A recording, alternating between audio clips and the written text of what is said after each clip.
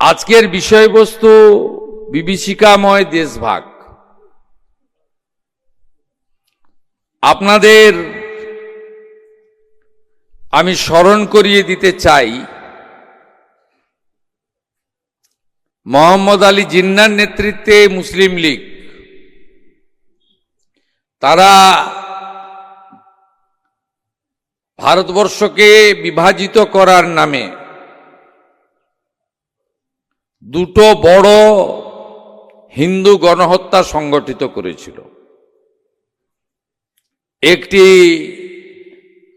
ওপার বঙ্গ, আজকের বাংলাদেশ, নোয়াখালী হিন্দু গণহত্যা কোজাগরী লক্ষ্মী পুজোর দিনে,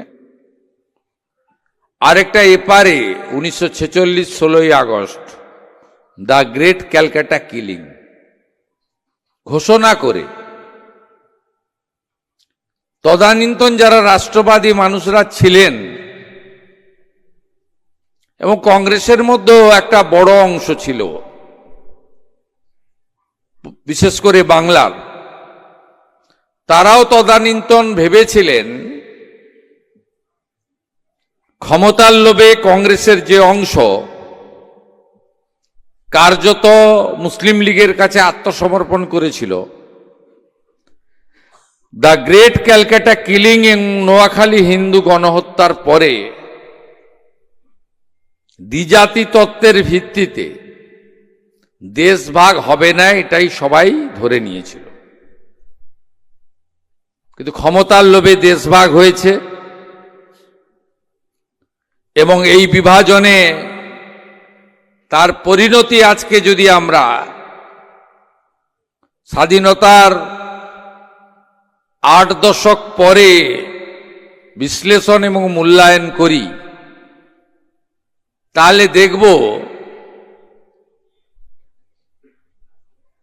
অভিজ্ঞতা সুখকর হয়নি।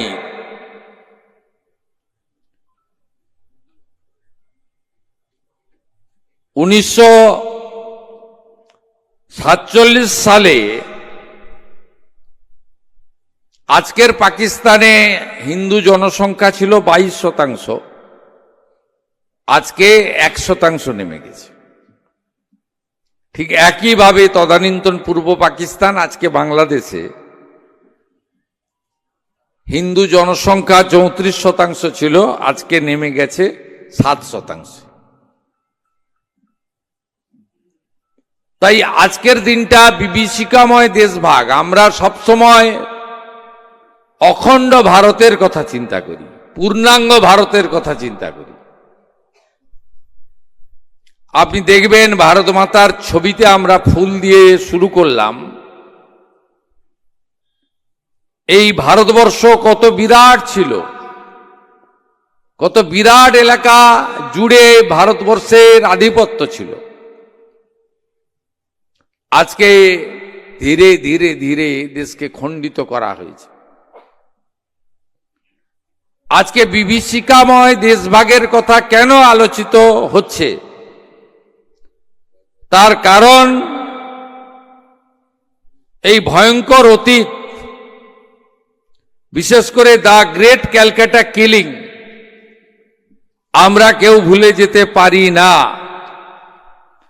কারণ এটা ঘোষণা করে করা হয়েছিল। কুখ্যাত হোসেন সোহরাওয়ার্দী তিনি এর ঘোষণা করেছিলেন। এই কারণে 16ই আগস্ট ছুটি ঘোষণা করা হয়েছিল গণহত্যা সংগঠিত করার জন্য। এবং তখন কলকাতার যিনি মেয়র ছিলেন মোহাম্মদ উসমান, এই প্রত্যক্ষ সংগ্রামে তিনি নিজে স্বাক্ষর করেছিলেন, ডাক দিয়েছিলেন। কিছুদিন আগে কোন একটা সোহরাওয়ার্দীর নামে কিছু একটা ছিল, কার নাম সামনে পিছনে লেখা ছিল না। কলকাতা কর্পোরেশন চেঞ্জ করে গোপাল মুখার্জি সরণি করে দিয়েছে। সেটা নিয়ে অনেক গবেষণা, বাপরে বাপ, এ তো ও সোহরাওয়ার্দী নয়, এটা তো অন্য সোহরাওয়ার্দী। ওরা তথাকথিত যারা দেশের ভিতরে থেকে টুকরে টুকরে গ্যাংকে মদত দেয়, যারা অপারেশন সিঁদুরের সমর্থনে মিছিল করে না, যারা কেন ভারতীয় বিমান বাহিনী মাসুদ আজাহারের ঠিকানায় বোম ফেলল, মাসুদ আজাহারের বংশকে নির্বংশ করল, কেন ভারত সরকার জল দেওয়া বন্ধ করে দিল, তার বিরুদ্ধে মিছিল করে। আমি সজল ঘোষকে ধন্যবাদ জানাবো। ঠিক এই বৌলালি থেকে শিয়ালদার মাঝে ঠিক উচিত শিক্ষা দিয়েছিল। কি শিক্ষা দিয়েছিল আমি বলতে পারবো না, আমি মুখ্যমন্ত্রী তো। समझदार का तो इशारा ही काफी है। আজকে গোটা ভারতবর্ষ ব্যাপী ভারতীয় জনতা পার্টির পক্ষ থেকে বিভিন্ন জেলাতে, বিভিন্ন রাজ্যে এবং বিভিন্ন জায়গায় বিভীষিকাময় দেশভাগ 14ই আগস্ট পালিত হচ্ছে। পালিত মানে আনন্দের সঙ্গে নয়, সত্য ইতিহাসকে পুনরুচ্চারিত করা এবং অতীতটাকে সামনে আনা, আর ভবিষ্যৎ যে সতর্কতা নেওয়া দরকার সেই সতর্কতা নেওয়ার ক্ষেত্রে অঙ্গীকারবদ্ধ হওয়া। আমাকে পার্টির পক্ষ থেকে অন্য একটি জেলাতে দেওয়া হয়েছিল, সেটি কলকাতার বাইরে, এবং আমাদের কনভেনশন সেন্টারেও রাজ্য স্তরের একটি প্রোগ্রাম হচ্ছে, যেখানে গজেন্দ্র সিং শেখাওয়াতজি এসছেন, সেখানেও থাকার কথা বলা হয়েছিল। তো আমি নিজে উত্তর কলকাতাকে বেছে নিয়েছি,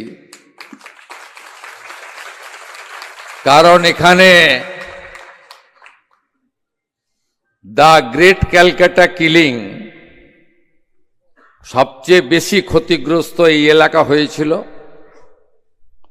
আর যিনি না থাকলে আমরা শূন্য হয়ে যেতাম, গোপাল মুখার্জি, তিনিও এই এলাকার মানুষ।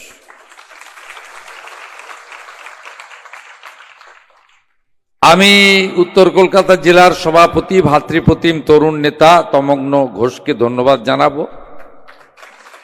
বর্ষণ মুখর দিনে আমাদের এই যুব কেন্দ্রে যথাযথ সরকারি অনুমোদন নিয়ে এর আয়োজন করেছেন। বাইরেও প্রচুর লোকজন এসে গেছেন, সেভাবে প্রচার না হওয়া সত্ত্বেও অনেকেই বসতে দেওয়ার সুযোগ নেই। আমিও একজন ভারতীয় জনতা পার্টির কর্মী, তাই সবার কাছে আমরা যাদের বসতে দিতে পারিনি ক্ষমা চেয়ে নিচ্ছি। মঞ্চে উপবিষ্ট আছেন এই রাজ্যের প্রতিষ্ঠিত রাষ্ট্রবাদী নেতৃত্ব, আমাদের দলের নেতা এবং রাজ্যের শিল্প বাণিজ্য দপ্তরের ক্যাবিনেট মিনিস্টার সম্মানীয় তাপস রায়,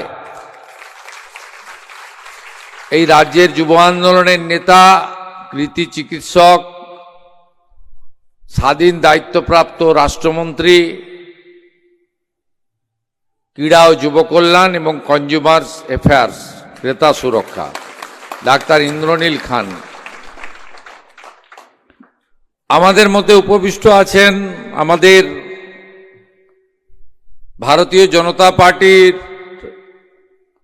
অনেক পুরনো নেতা, অনেক সংগ্রামের সাথী, সম্মানীয় বিধায়ক রিতেশ তিওয়ারি মহোদয়,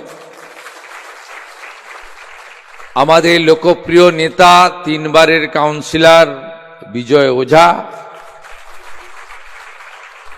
আমাদের তরুণ বিধায়ক, যেদিন উপনির্বাচনে ওকে হারিয়ে দিয়েছিল সেদিনই বলেছিল যে দাঁড়ালে বরানগরে দাঁড়াবো আর ওখান থেকেই জিতবো, সেই সজল ঘোষ। নামটা বরানগরে নিয়ে যায়নি, কলকাতায় রেখেছে। আমাদের মিনা দিয়ে আছেন, যাকে আমি মাতৃদেবী বলি, 6 বারের কাউন্সিলর, প্রাক্তন ডেপুটি মেয়র, প্রাক্তন বিরোধী দলনেত্রী ইত্যাদি ইত্যাদি।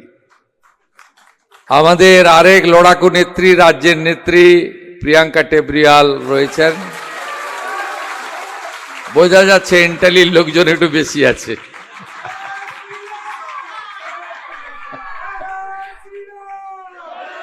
আমাদের এই নির্বাচনের আগে এসে দলকে শক্তিশালী করেছেন এবং আমরা সত্যিকারের চৌরঙ্গী এলাকায় সমর্থন ছিল, সাংগঠনিকভাবে দুর্বল ছিলাম। সন্তোষ পাঠক আসার জন্য আমরা শক্তিশালী হয়েছি এবং আমরা কর্পোরেশনে প্রচুর সিট জিতবো এবারে। তাই সন্তোষ পাঠককেও ধন্যবাদ। রাজ্য থেকে আয়োজন কেমন হয়েছে, ঠিকঠাক হয়েছে কিনা এটা দেখার জন্য শ্রমিক দা এবং অমিতাভ চক্রবর্তী একজন ওয়াচার পাঠিয়েছেন, তার নাম তাপস মিত্র। তিনি লিখে নিয়ে যাবেন এত সংখ্যা হয়েছে, এত লোক হয়েছে, ইত্যাদি ইত্যাদি। আমাদের নিচে জায়গা নেই, নিচে বসে আছেন মাফুজা খাতুন মহোদয়া, রাষ্ট্রবাদী নেত্রী, অর্চনাদি, অনেক প্রবীণ নেতারা আছেন। আমি নাম বললে আর একটু সময় চলে যাবে। সকলেই বললেন, যারা আগে বলেছেন, তাপস দাও বললেন, হিজ মাই লিডার অলসো, বলছে না মুখ্যমন্ত্রী এসছেন, আপনি বলুন।